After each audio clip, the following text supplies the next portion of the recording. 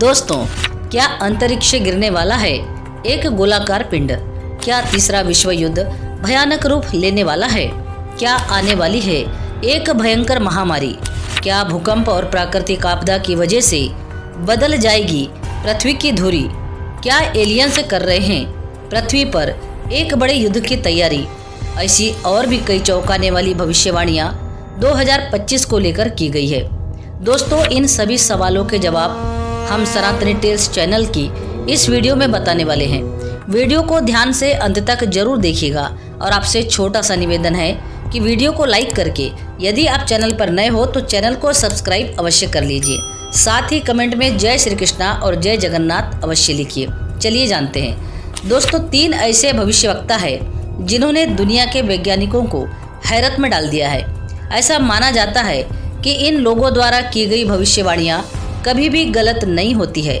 ऐसे में 2025 को लेकर की गई भविष्यवाणियों को सुनकर दुनिया के लोग इन भविष्यवाणियों की चर्चा करने लगे हैं। इन सभी लोगों की भविष्यवाणियां बताने से पहले हम आपको बता दें कि ज्योतिष के अनुसार 2025 को लेकर क्या भविष्यवाणियां हैं। दोस्तों, ज्योतिष शास्त्र के अनुसार 29 मार्च 2025 को जब शनि कुंभ से निकलकर मीन राशि में प्रवेश करेंगे तब दुनिया में विश्व युद्ध की शुरुआत का दूसरा चरण प्रारंभ होगा।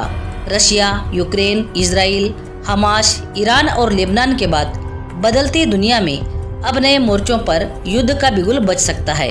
कुंभ राशि में स्थित शनि के प्रभाव के कारण अकाल, युद्ध, विस्फोट, भूचाल, महामारी के साथ ही जनवरी 2025 में कोई बड़ी प्राकृतिक आपदा आने की संभावना है, जिसके चलते बड़ी तादाद में जन धन की हानि की बड़े स्तर पर होने की आशंका है। दोस्तों, ज्योतिष शास्त्र के अनुसार 14 मई 2025 से गुरु ग्रह वृषभ से निकलकर मिथुन राशि में तेज गति से एक राशि को बहुत कम समय में पार करके पुनः उसी राशि में वक्री होकर लौटेंगे और फिर मार्गी होकर पुनः अगली राशि में चले जाएंगे। ऐसा वे 8 वर्षों तक करेंगे। दोस्तों, बृहस्पति की असामान्य गति से धरती पर हलचल बढ़ जाएगी, क्योंकि बृहस्पति की मीन राशि में और शनि राहु की युति 18 मई 2025 तक रहेगी। बृहस्पति ग्रह जीवन, शीतलता, सुख, समृद्धि, उन्नति और बुद्धि प्रदान करता है, परंतु जब इसकी चाल बिगड़ जाए तो भारी नुकसान देखने को मिलते हैं। बड़े पैमाने पर जलवायु परिवर्तन के चलते धरती के तापमान में और मौसम में बदलाव हो जाएगा। दोस्तों, इसी प्रकार 18 मई 2025 को राहु ग्रह बृहस्पति की मीन राशि से निकलकर कुंभ राशि में प्रवेश करेगा। कुंभ में राहु के जाने से देश दुनिया में हलचल और बढ़ जाएगी। कोरोना वायरस की तरह किसी नई बीमारी के आने की संभावना है। टेक्नोलॉजी इतनी विकसित हो जाएगी कि जिसकी कभी किसी ने कल्पना भी नहीं की होगी। लोग अंतरिक्ष में जाने की योजना बनाएंगे। दोस्तों, ज्योतिष की इन भविष्यवाणियों के बारे में आप क्या सोचते हैं, कमेंट में जरूर बताना। चलिए दोस्तों, अब हम 2025 को लेकर की गई नॉस्ट्रेडमस की भविष्यवाणियों को जानते हैं। फ्रांस में 14 दिसंबर 1503 को जन्मे नॉस्ट्रेडमस ने अपनी पुस्तक में 1200 चतुष्पदियां लिखी है। इनमें से अब मात्र 955 अस्तित्व में है। इनमें लगभग 3000 कथनों का वर्णन है। गत 50 वर्षों में उनकी 800 भविष्यवाणियां सत्य की कसौटी पर खरी उतरी है। नॉस्ट्रेडमस द्वारा लिखी पुस्तक का प्रकाशन 1555 में हुआ था। पुस्तक इतनी फेमस हो चुकी थी कि पुस्तक के खरीदारों की लंबी कतारें लगी थी। पुस्तक का प्रथम संस्करण एक ही दिन में समाप्त हो गया था। नॉस्ट्रेडमस ने अपनी पुस्तक में बताया है कि जो कुछ मैं कह रहा हूँ वह तो आने वाला समय ही बताएगा कि मैं सही था। मैंने जनहित में अपने भविष्य कथनों को उलझे हुए वाक्यों में लिखा है, जिससे प्रभु की कृपा होने पर लोगों को समझ में आ जाएगा। दोस्तों, विश्व अनेक त्रासदियों को झेलने वाला है। जैसा कि मैंने अपने भविष्यवाणियों में स्थानों को गुप्त रखकर प्रतीकों के द्वारा स्पष्ट किया है। सन 1566 में भविष्यवक्ता नॉस्ट्रेडमस की मृत्यु हो गई थी। दोस्तों, नॉस्ट्रेडमस ने 2025 को लेकर अपनी भविष्यवाणियों में बताया है कि हिमालय में तपस्या करने वाले दिव्य साधु महात्माओं का आगमन होगा, जिनके रहस्य और चमत्कारों के बारे में पूरी दुनिया में चर्चा होगी। यह दिव्य मनुष्य हजारों वर्षों से जिंदा है। यही लोग दुनिया में होने वाली हर एक गतिविधि को नियंत्रित करेंगे।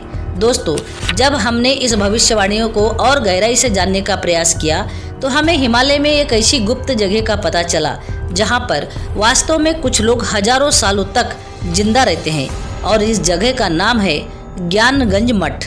जी हाँ दोस्तों, ज्ञानगंज मठ ही वो जगह है जहां पर लोग हजारों सालों से आज भी जीवित है। ज्ञानगंज मठ हिमालय में एक छोटी सी जगह है। ऐसा माना जाता है कि इस पवित्र जगह पर सिर्फ सिद्ध महात्माओं को ही जगह मिलती है, परंतु कोई भी आम इंसान वहां तक नहीं पहुंच सकता है।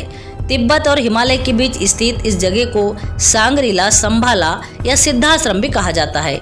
ऐसा कहा जाता है कि हर कोई व्यक्ति अमर होता है, उसकी कभी भी मृत्यु नहीं होती है। दरअसल मान्यता ऐसी है कि यहाँ पर पहुँचने वाली वस्तु या व्यक्ति का अस्तित्व दुनिया से खत्म हो जाता है। इस जगह पर काल यानी कि समय का भी कोई असर नहीं होता है, इसलिए वहाँ शारीरिक शक्ति और मन की चेतना अधिक बढ़ जाती है। दोस्तों, अब हम नॉस्ट्रेडमस की वे भविष्यवाणियों की बात करते हैं जो धरती पर भयानक घटनाएं होने का संकेत दे रही हैं, जिससे कि पृथ्वी पर घोर अंधेरा छा जाएगा। लोग इस भविष्यवाणी को सूर्य ग्रहण से जोड़कर देख रहे हैं। 8 अप्रैल 2024 को अमेरिका में लगे सबसे लंबी अवधि के सूर्य ग्रहण में भी धरती पर कुछ देर के लिए अंधेरा छा गया था। वह नॉस्ट्रेडमस के अनुसार धरती पर हो रही प्राकृतिक आपदाओं के कारण धरती पर 7 दिनों तक अंधकार रहेगा। कहा जाता है कि ये घटना 2025 से 2029 के बीच कभी भी हो सकती है और यह घटना किसी बड़ी प्राकृतिक आपदा के कारण से हो सकती है या फिर हो सकता है जिसमें परमाणु हथियार और रासायनिक हथियार की वजह वायुमंडल में ऐसी स्थिति निर्मित होगी जहां चारों ओर धुआं ही धुआं हो जाए और सूर्य का प्रकाश धरती तक न पहुंच पाए। यदि नॉस्ट्रेडमस की यह भविष्यवाणी सच होती है तो सच में दोस्तों दुनिया में हाहाकार मच जाएगा। अगली भविष्यवाणी में बताया गया है कि आसमानी पिंड धरती पर गिर सकता है, जिसकी वजह से दुनिया में भयंकर तबाही मचेगी, या फिर हो सकता है कि दूसरे ग्रह पर रहने वाले लोग पृथ्वी पर हमला कर दे, जिसकी वजह से भी आसमान से आग बरस सकती है। इसके अलावा ऐसा भी हो सकता है कि महाविनाशक रूप ले ले और चारों ओर बमों का हमला हो जाए, जिससे पूरी दुनिया में तबाही हो सकती है। इसके अलावा नॉस्ट्रेडमस ने कई जगह बाढ़ और सूखा पड़ने की भविष्यवाणी भी की है।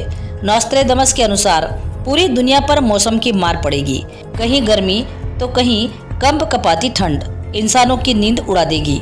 वहीं पर नॉस्ट्रेडमस ने जापान के तटीय शहरों को लेकर यह चेतावनी दी है कि इस साल भूकंप और सुनामी जैसी घटनाएं भी घट सकती है। दोस्तों, नॉस्ट्रेडमस की भविष्यवाणी को लेकर आपकी क्या राय है कमेंट में जरूर बताना। साथ ही कमेंट में जय श्री कृष्णा और जय जगन्नाथ अवश्य लिखना।